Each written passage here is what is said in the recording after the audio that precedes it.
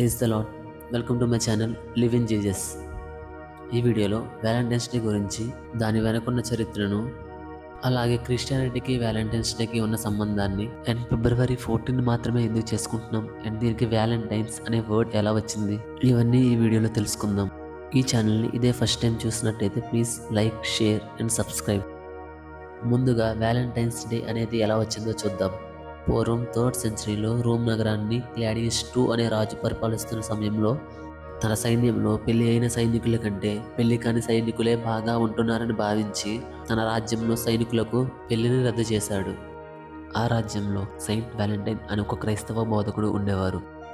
ఆ రోజుల్లో రోమ్ నగరంలో క్రిస్టియానిటీ అనేది నిషిద్ధం.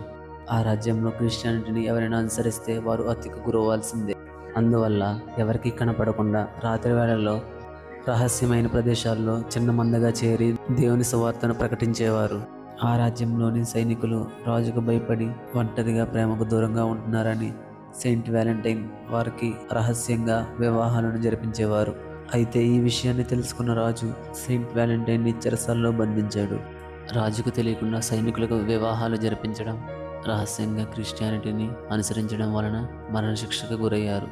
ఇదే సమయంలో తాను ఉంటున్న చెరసాల అధికారి కూతురికి కన్ను చూపు లేకపోవడంతో ప్రార్థించి తనను స్వస్థపరిచారు. అలాగే సెయింట్ వ్యాలంటైన్ చనిపోయే ముందు చివరిగా ఆ పాపకి ఉత్తరం రాశారు. అందులో చివరన ఫ్రమ్ యువర్ వ్యాలంటైన్ అని రాశారు. ఇప్పటికీ దీనికి ఎంతో ప్రాముఖ్యత ఉంది. 273వ సంవత్సరం ఫిబ్రవరి 14న సెయింట్ వ్యాలంటైన్ అత్యంత క్రూరంగా చంపబడ్డారు. కొంతకాలం గడిచిన తరువాత అతని సమాధిని పూల మొక్కలతో, గులాబీ పూలతో అలంకరించేవారు. మనం ఇప్పుడు చేసుకునే వ్యాలంటైన్స్ డేకి కారణం ఇతనే.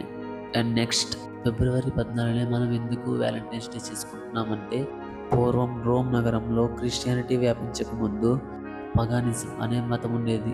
అందులో ముఖ్యమైన పండుగ లూపర్కాలియా. ఫిబ్రవరి 13, 14, 15 తారీఖుల్లో జరుపుకునేవారు ఈ పండుగని. ఈ పండుగలో కుక్కలని, మేకలని బలిస్తూ మగవారు ఆ గొర్రె రక్తాన్ని తాగి చర్మాన్ని ఒంటి మీద కప్పుకొని త్రాళ్ళుగా చేసి ఆడవారిని బట్టలు లేకుండా వీధుల్లో తరుముతూ కొట్టేవారు. ఇలా చేస్తే గర్భం దాల్చొచ్చు అనే మూఢనమ్మకంతో జీవించేవారు. అప్పటి పోప్గా ఉన్న పోప్ గెలాసియస్ లూపర్కాలియా అనే ఈ పండుగను ఆపివేసి నిషేధించారు.